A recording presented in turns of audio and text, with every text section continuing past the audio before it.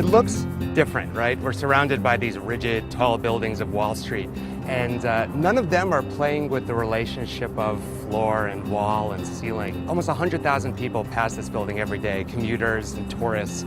Do you think that they're thinking about that?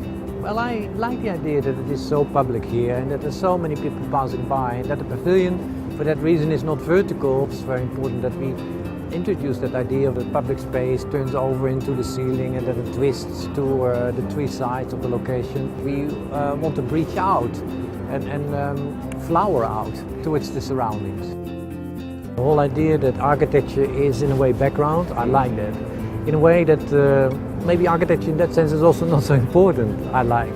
You know, it's more that you communicate, and if you have no communication, there is no architecture. That maybe sometimes it looks like a small pavilion, but then when you can close it, opens itself up, and then it's really more, maybe more than a pavilion. That is maybe also larger furniture within this public space. And the building is to be seen as an object apart from how it operates and functions. I like the idea that the pavilion is playing with the principles of new technology, of producing a form like this.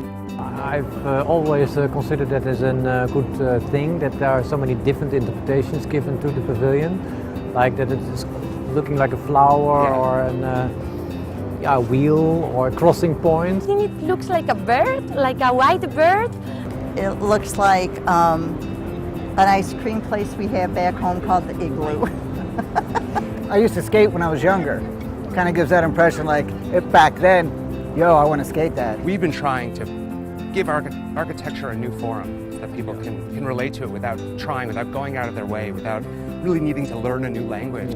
You can be critical about it because in architecture you have another kind of public responsibility. It's longer, it's a slower process.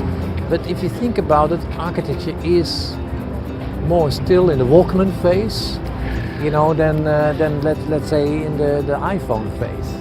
And I think that is a little bit my criticality of architecture, that we have to boost it up in order to innovate more with the techniques we have today.